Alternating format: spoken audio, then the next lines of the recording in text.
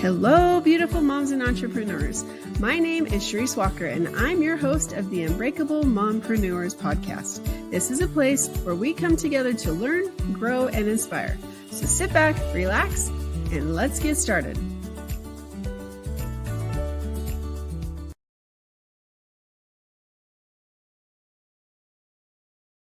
Hello, Unbreakable Mompreneurs.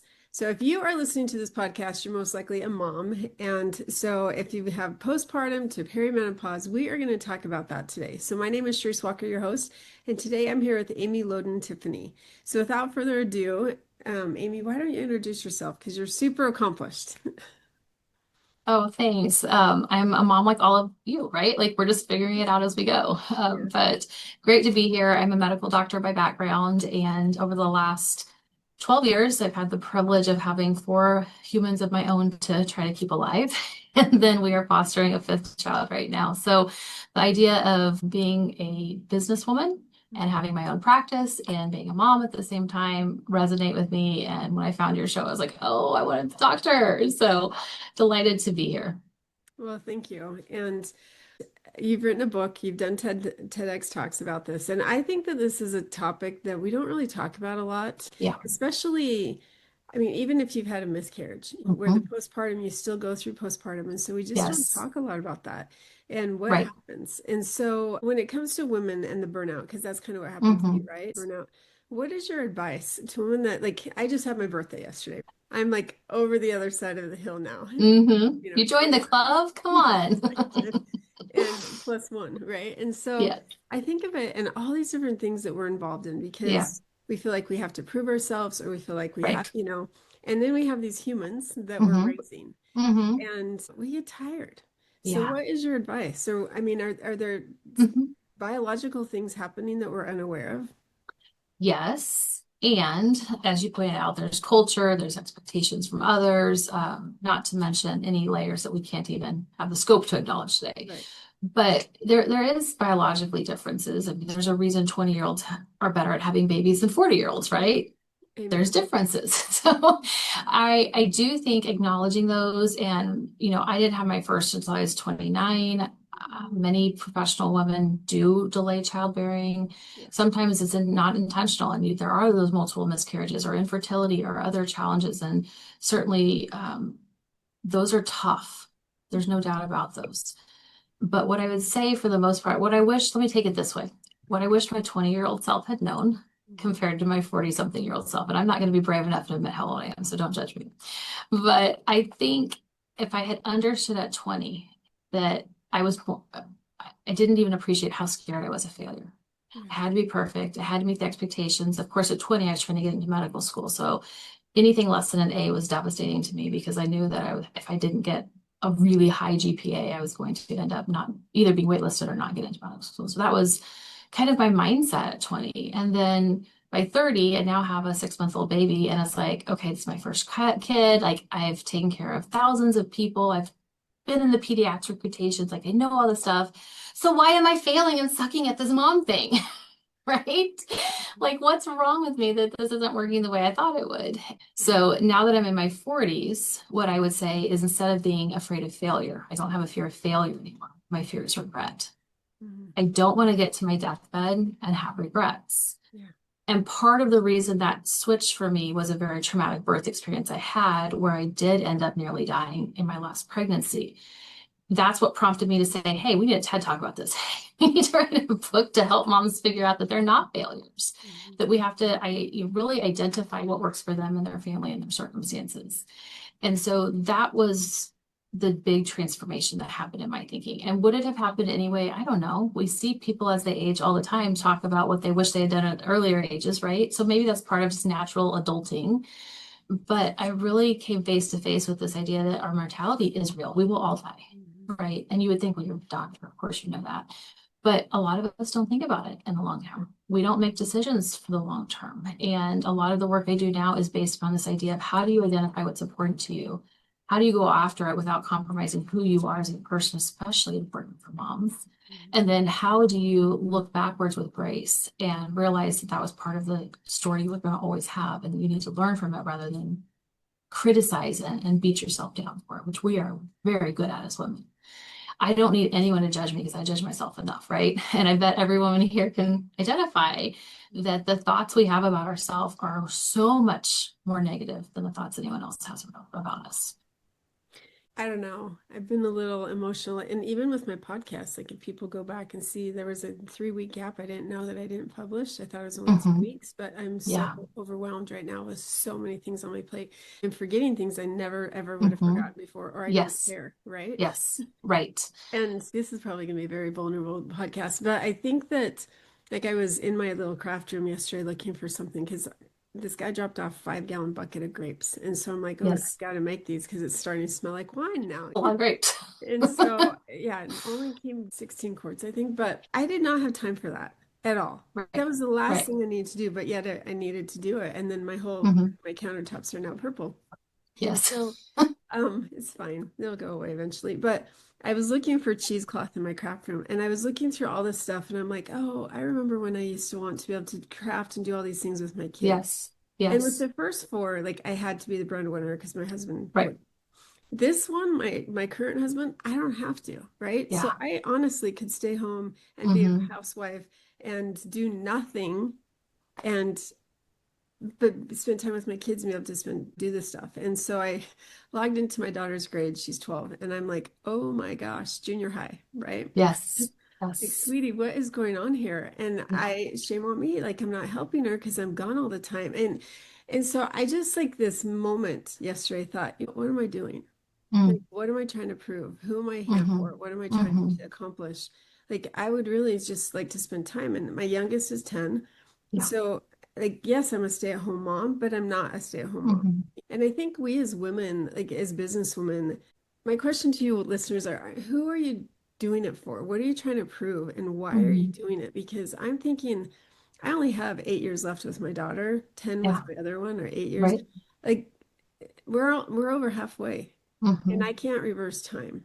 hmm So it's like all these things are happening, especially because I'm now over that hump. And it's like that's the part that what is important, and then Yeah. having to come to terms with that and be real. hmm hmm And so, what's your advice to women that Yeah. like are going through all these emotions? I'm there with you. The road is rocky. Okay. So we're going to hang on and we're going to get through it. Mhm. But I will tell you some things I've learned on my own journey that maybe will help you and your listeners. It's things that I'm probably one of the most vulnerable doctors with my patients compared to what I hear my colleagues talking about. Yeah. But I think that authenticity is what's so valuable to people, right? The knowing that someone's already walked the same path, that you're Mhm. not alone, and that what you're feeling is normal for what you're going through. Yeah. So one thing I would offer is stop beating yourself up, Right. right? Like it's done. You can't change the past. You can influence the future, but you get to decide right now. And stepping into the new year, everything decision you made brought you to this point where you realized, hey, I need to do something differently because I want to do something differently for me and the relationship I have with my kids, Mhm. right? And it doesn't exclude the woman who's trying to hold down two jobs while being there for her kids. Like every one of us has a different role. Mhm. And if I may gently push back on something you said, you mentioned I could just stay at home and just be a stay-at-home Oh, mom or something like that, right? yeah. I get where you're coming from because my mom did that, but that is a lot of work. Oh, it And is. just to honor the people who do that really well, because I suck at it. I'm not a stay-at-home mom and I still can't manage my house. So a- applauds to those Yeah. who are able to do it. But it's a high calling and certainly one that's worthy of good effort. So just to acknowledge that. What you're sharing really, I went through something similar, and I'm happy to go into as much depth as you want. It caused me to create what I call the VIP filter that I use with my clients now to help work through some of these things. So 1,000-foot view was that I had 3,000 patients. I had 4 kids under 7. I was working in the clinic 50 plus hours. I was working at home 30 to 40 hours every week. So you're talking about not being present for your kids. That was my reality.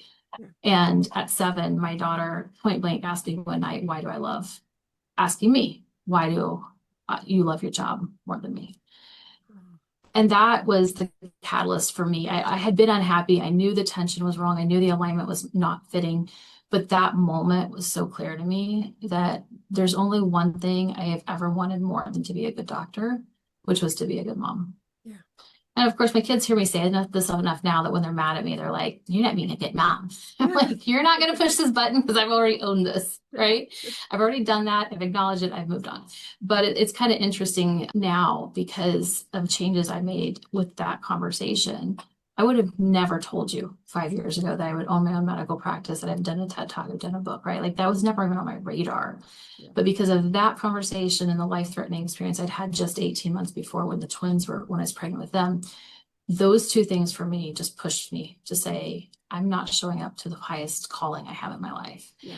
And I truly believe God called me to be a doctor, but he also called me to be a mom. And I want to do both well and not so that they're competing. And at that time in my life, I was really sacrificing my children to the altar of career. Yeah. And I was not okay with that. So I told my husband that night, I was like, listen, this isn't working. I can either retire or get a job, a different job. And I was convinced he's going to be like, fine, retire, stay at home mom, whatever. And he looked me dead in the eye. He's like, you are not retiring. I can't deal with you at home that much. So he said, go do something else. And he's been my number one fan in all this experiment that I've created. But I think having someone in your corner, whether it is a partner, a spouse, a significant other, a family member, a priest, whoever, that's going to say, live in and lean into your highest calling. So very quickly, because I don't want to distract too much, I'll share the VIP filter. But what it stands for is values, impact, priority. I don't believe that most women have a problem with time management. I think their problem is they don't manage their priorities. Yeah. And if we can refocus our priority management, I think it changes our calendar, it changes our expenses, it affects our relationships, our health, and everything. So what I do with our patients is Brene Brown has done some amazing work in the world of shame, and I highly encourage listening to her, but she has created a values sheet where you can download it from her website, and it's got 50 plus different values. And what a value is just, for me, for example, it's faith, family, fitness, in that order. So those are my 3 words that everything has to align to one of those 3, or it's a no for me. And getting really comfortable saying no. And so is this aligned with my values or not? Impact goes to what I want to create in the world. If I'm going to die, what needs to happen to be my creation and legacy? And for me, a lot of that is the relationships I have with my children, because how they develop and grow and extend past my lifespan, right, will be the impact that I have helped create in the world. And so being available to them, whether it's for school or sports or who knows what. Late night talks when they're supposed to be in bed and I just want to cry because I'm so tired, right? Like we've all been in those different situations. And so understanding what is the impact I'm trying to make both personally and professionally. And then finally prioritization and protecting that time and deleting things that don't add value to one of your values. And so my twins actually are kind of funny about this. They're 6 and they're like, mom's superpower is saying no. And I was like, oh, stop, right? And then one of them pipes up, he's like, here, we'll prove it. I want a yes day. I was like, no. And he's like, see, that's your superpower. You can say no.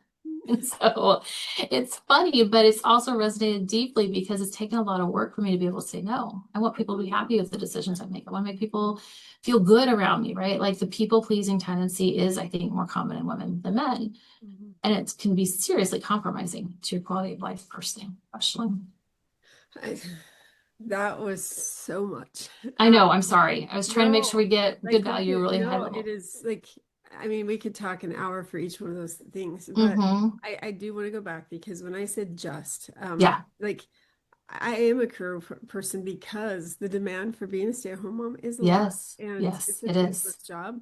And anybody who does it and does it successfully and well, like Yeah, more power to them. So exactly. to clarify what I meant is I am a stay-at-home mom, but I also do all these other things. So Yes, put you those have out, 2 full-time jobs. focus on this. Yeah. But I tried it for 2 or 3 months or 2 or 3 years, and it was a lot. It was a lot. If it So, gives you any, I don't know what the right word is here. I'll let you figure out what the right word is. But yeah. for me, I tell people all the time, I'm a better mom because I work. Yeah. And I think that gives me a lot of clarity to know what matters in the world so I can show up for my kids in a way that's important. Well, I love your VIP thing. And I think that if we can ask ourselves, because again, all the different irons we have on fire for entrepreneurs, we have several irons in the fire. Yes. That's what we do. And we wear all these hats. But the VIP is a good way to judge that. Is this worth it? Because I once thought with this this podcast I've been doing for almost 3 years now. And Congrats. it takes a lot of time and it takes a lot of energy. And I thought a couple months ago, should I even continue? And for me, it feeds my soul, and I hope it Yes. feeds other people because like things that you just taught right there Hmm. in a 5-10 minute blurb, Right. like it will get me through the day, Yep. right? And so Yes. that I feel like is this impact that the world needs. So yeah, it's my passion project, right? So does that mean I need to say no to something else? So there's somebody one time that they said, like, get out a note card Hmm. and put yes on the one side and no on the other. And Yes. whichever one you say, so your superpower to your kids. If your Yeah. thing is no, it's like Right. saying no to this so that we can say Yes. yes to this. Correct. You know? Yes. And the business-minded folks listening here will appreciate this. It's an opportunity cost. It's a trade-off, right? There is a cost to doing both. And which one are you willing to lean into more, and which one will you regret less? Mm-hmm. Yep. Yeah, we're trying to get this house that we've rented for years, and our renters for 5 years they lived in it and they destroyed the house, like to the point where we Oh, filed a claim with our insurance company for vandalism. wow. So it's been a 3-4 month process. And so like any minute that I have to drive 40 minutes away to go work on Yes. that, Yes. then drive 40 minutes back so I can pick up my kids Mm, after school, yes. it's crazy and it's sucking the life out of us. And so at what point Yes. do we say, you know what, this isn't worth it. Let's just hire Hmm. somebody and let's get this Hmm. done and sold. And so I think that that's the part is that sometimes things are beyond our control. And so I think that for us, I mean, as a mother and as an Hmm. entrepreneur, we really Yeah. do have to realize that it's okay. It's Yeah. okay. I love America's Got Talent. And there's Yeah. this woman that came on years ago and she was dying of cancer.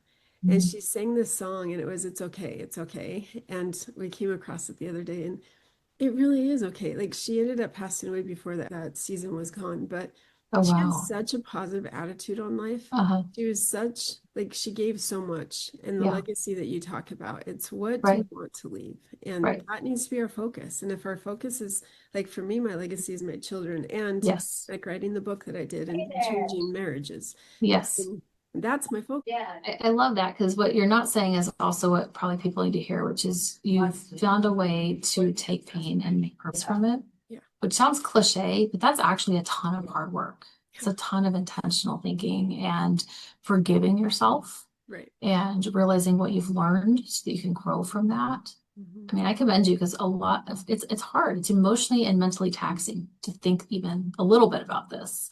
I did a seminar this week where I walked women through just the values, and afterwards they were like, "This is so hard." I'm like, "I know, because no one trains us to think this way. Yeah. Like we should be teaching school age children that this is how you prioritize your life, but that's not how we live." And then we get to be adults, so we have 50,000 competing demands. And the last thing we want is to be having a heart attack or pancreatitis or who knows what. And then suddenly we're in the hospital bed wondering, how did this happen to me? And you can't control it all, but you can control a lot. No, and stress. I mean, are you finding a lot more people have autoimmune diseases than ever Yes. before? And Yes. it's stress. Like for Yeah. me, all the different things. And I feel like writing this book was therapy. And even the better thing is my ex-husband just read it. Oh, A lot of it, like, interesting. yeah. And so he's like, Charisse, Yeah. wow. If this text message of the last part of part one, he circled it and just wrote, wow. And that to me, like the emotional triggers that I had, everything that I went through, it was all for that because he's going through a healing process Yeah. finally. Yeah. And to watch, it is. It's Mhm. amazing when you can heal yourself, how your body heals as well. Yeah. 100% agree. I firmly believe God created the body to heal itself. And I've seen that too many times when we get our thoughts aligned, then our actions follow. And part of the thought many of us need to have is this was supposed to happen.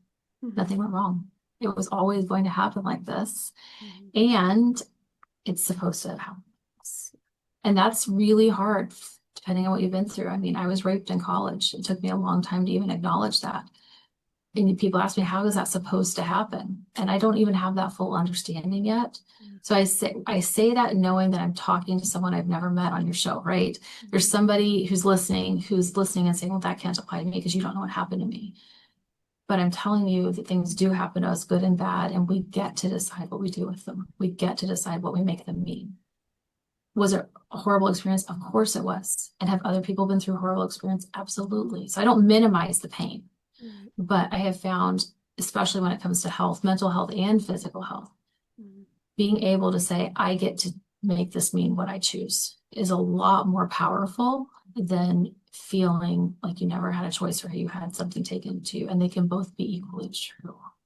Same thing with the reproductive phase. Like, I can't tell you how many women have had miscarriages and never tell someone, or who have had traumatic stillbirths or whatever complication, and they just don't talk about it, but that loss is real. How can I say it was supposed to happen? Because it did happen. And that's the heavy, hard thing to think about. And even though it happened, you're still here and you get to move forward. And I try to lean in with a ton of grace there, because what I'm saying is very hard to hear.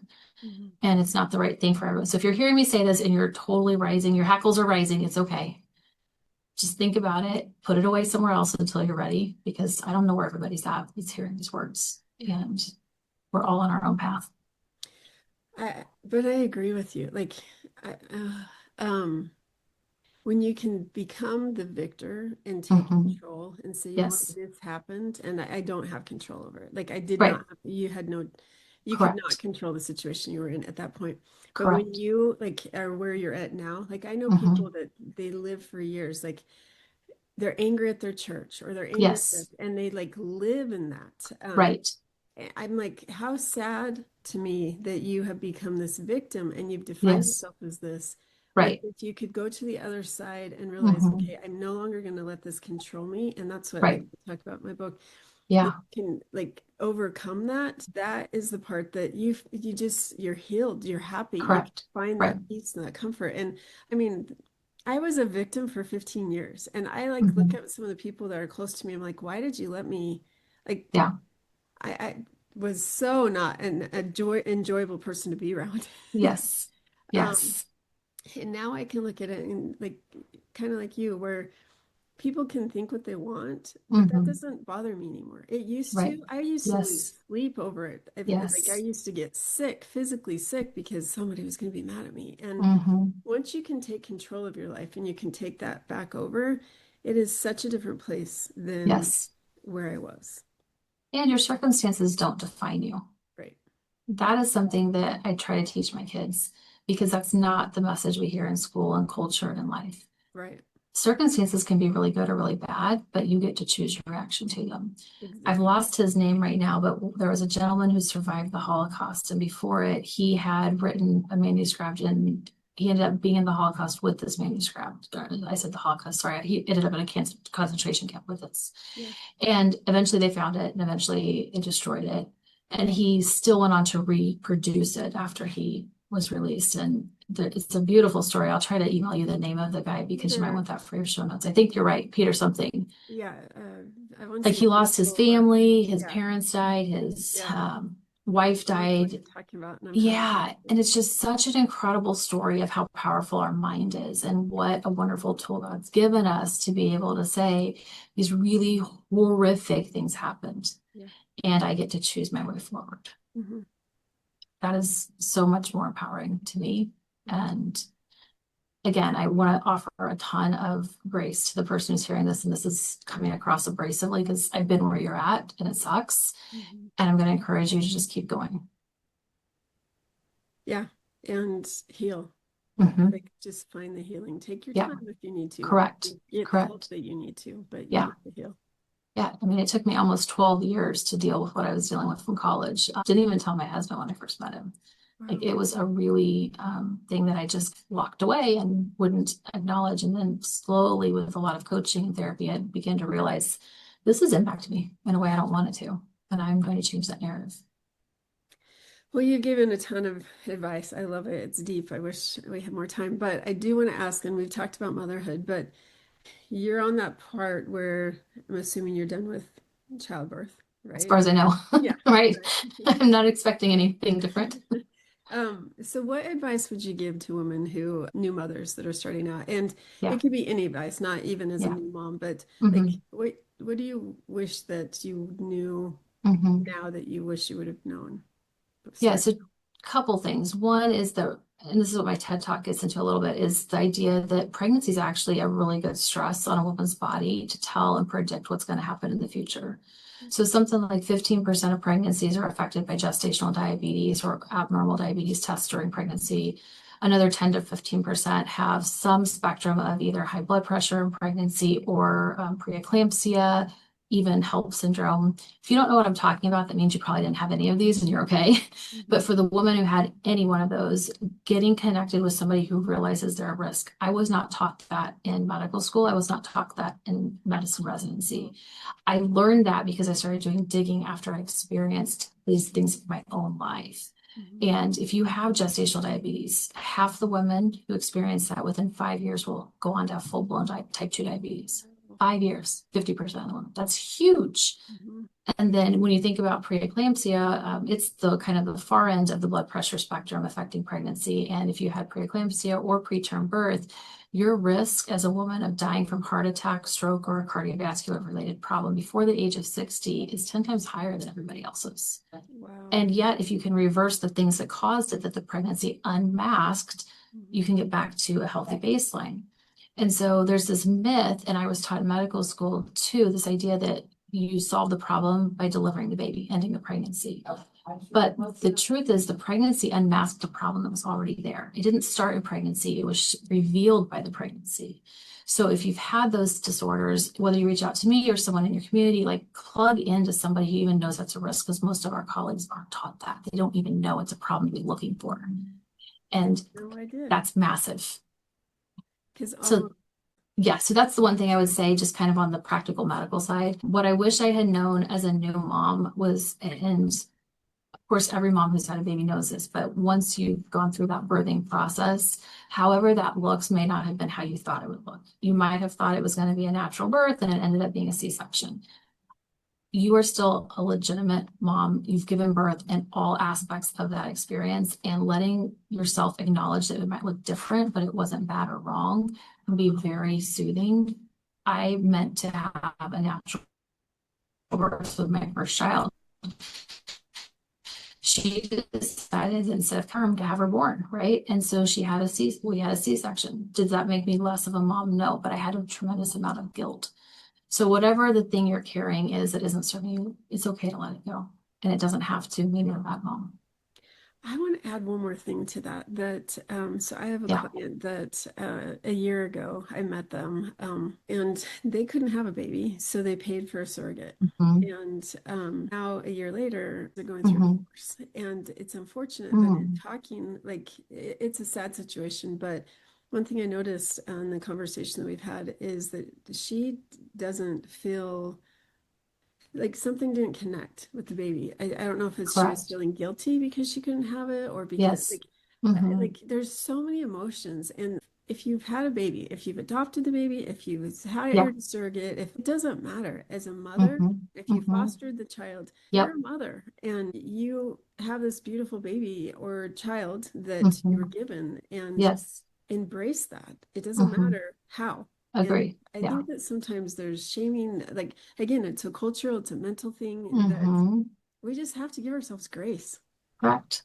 And know that that child loves you unconditionally. Yes. And they will do anything for your attention and your love. And they need you and all your messiness, right? They need you. For whatever reason, you are the person that's their person. So living into that fully, it's beautiful. I love that. Well, if our listeners wanted to learn more, because I had no idea, like I have 6 kids and it was preterm labor on everything, so it's good to know because of the heart issues that I have had. How would they get a hold of you? Yeah, a couple ways. If they want to reach out directly, it's probably just easiest to contact us at the office. Our website's vitalitymwc.org. If they want to follow on social, I try to put out a lot of information about these topics. And so whether it's TikTok or YouTube or Instagram, it's at Dr. Amy Tiffany. Of course, professionally, you can find me on LinkedIn, and we've got the obligatory Facebook group. But I find that most people like the at Dr. Amy Tiffany flows better, those media channels better. I will also offer for anyone who you're looking at that phase in your life that you are postpartum and you're ready to start making some health habit changes, or you know someone who would maybe want to do that. The book that I wrote, The Postpartum Pivot, I do give away for free. You just pay shipping and handling and just call my office and we'll set that up. You can get it on Amazon, of course, too. But please don't give it to a brand new mom who's trying to figure out what weigh's up right now. Wait till the baby's like at least 6 months or a year old, and then you can hand it to them. But I created that out of my own stories of just, it's hard. It's hard after you have a baby to get your body back, and what does back look like and what is normal now. And Mhm. we figured that out for ourselves, but we're happy to help wherever if we can plug into support. Well, and just to plug too, like when I had a baby in 20, and when I had a baby at 30, when I had a baby at 40. Yes. Oh, it is. It's really different. Yeah. And the energy level at 40 is way different than when I was 20 or even 30. So, yeah. We have this 5-month-old foster baby living with us. I'm being reminded every day. There's a reason. There's a reason. So, yes, the struggle is real. And hang in there, right? Like, you're where you need to be. Just keep moving forward. Well, thank you so much for being on the show. You're welcome. Thanks for having me. It's been a great conversation, and I hope it's added value to you and listeners. And if I can help more, just reach out. Thank you. And Unbreakable Moms, honestly, just embrace motherhood and embrace what you're doing, because what you're doing is amazing and you're doing a good job. So don't be hard on yourself, and don't listen to those people that might be, your mom, your sister, your child that are like, you're doing a horrible job. You're not. You're doing the best you can, and believe that, and just love your kids and love yourself. And go out and make it a great day. I love it. Beautiful moms, remember, you are unbreakable. Keep illuminating the world with your strength, pursuing your dreams, and reveling in the splendor of motherhood. This is Charisse Walker, bidding you farewell for now. Stay tuned for more empowering conversations on the next episode of the Unbreakable Mompreneurs podcast. Until then, keep shining bright.